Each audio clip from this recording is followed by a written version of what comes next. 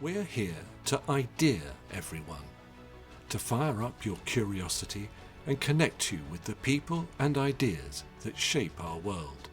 Watch, listen, understand, connect, create.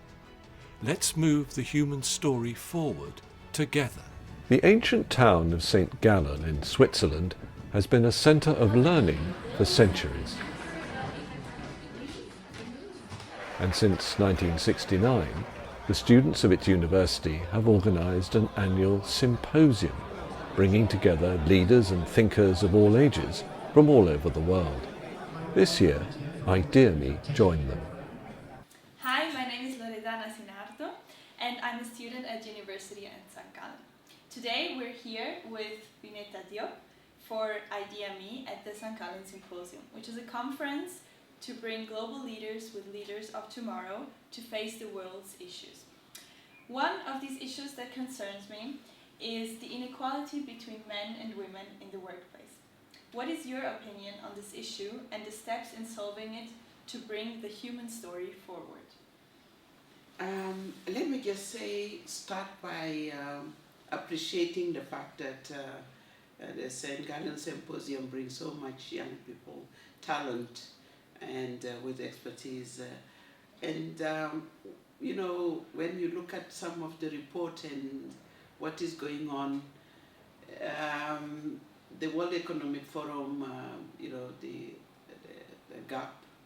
gender gap report say that it will take 100 years before we get parity. So that's where we are right now. And in particular, what we have seen with the crisis, the ongoing crisis. In my continent, Africa, it will take 150 years. But we need to say that things are moving, because everybody is recognizing that if we have wanted growth, we need to have a society that where women and men equitably contribute. So at the workplace, I think we need to look at that human right dimension and to make sure that women lead, but also we break the glass ceiling. And I think in many boardrooms, women are coming at the top. But it's not enough. We have seen violence against women, especially during COVID. It happened in the workplace.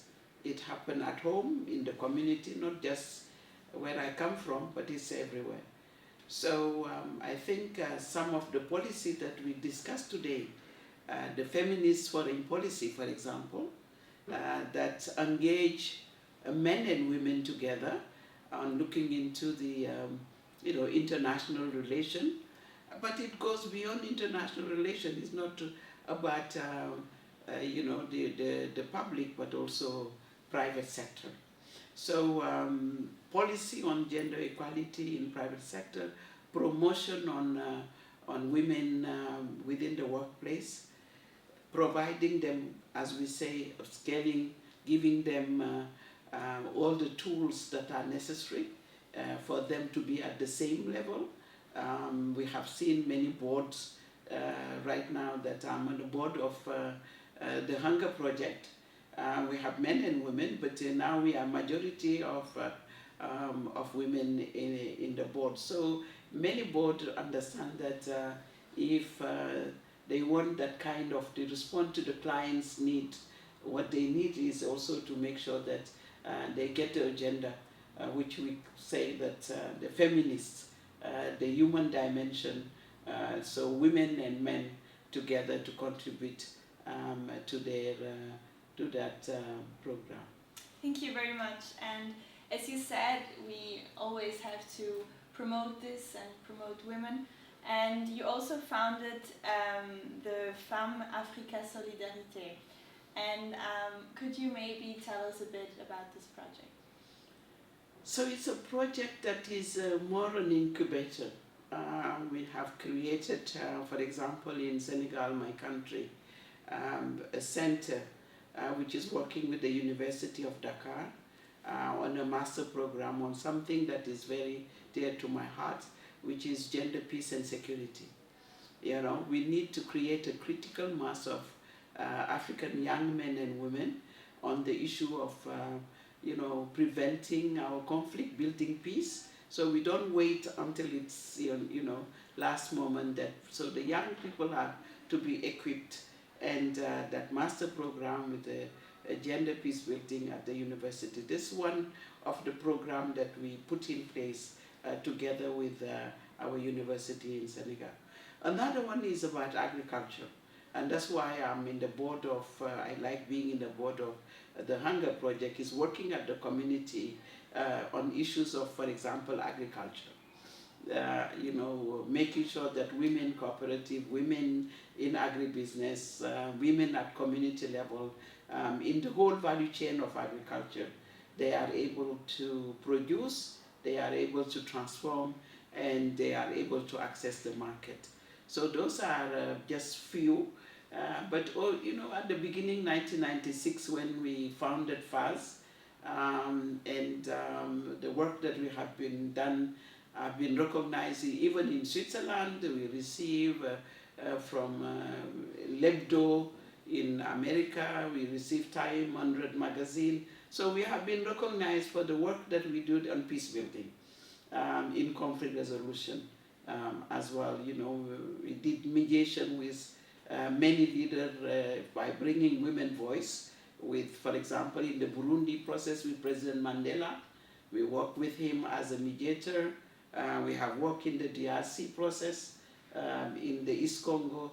So we're still engaging with the African Union on Women Peace Building Program, and with the Security Council on Women, Peace and Security, Agenda 1325. So it's a lot what we do, create network.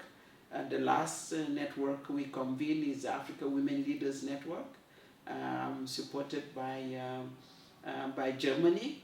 We collaborate with our partners to make sure that we create the system where women leaders, young women, but also involving the young men, because gender equality is a societal issue. It's not just about women, it's about men and women in the society when human rights of all are respected. So that's what Femmes Afrique Solidarité is about. Thank you very much. And now you also talked about the Hunger Project, and if, like, we're here at the symposium in St. Gallen in Switzerland, and if you could name some actions that countries such as Switzerland's first world countries can contribute to fight hunger around the world, what would you name? What I like in Hunger Project is that the fact that they don't just look the hunger within the system, which is dismantling the system that bring hunger, and we know that it has to link with poverty as well in many places, but they facilitate to make sure that the women at the community lead, and the young people contribute a lot. So I see that the project that we initiate, I was with the Hunger Project recently in Mexico. We visited Chiapas, and we went to the mountains, see what the indigenous people, our project doing on the ground, empowering the women at the community to be self-reliant. And when we leave, because at the end of the day, we don't continue the project forever. We give a certain time where we accompany them, not just within the food security system, but the education system as well, because they need also to bring their children to school.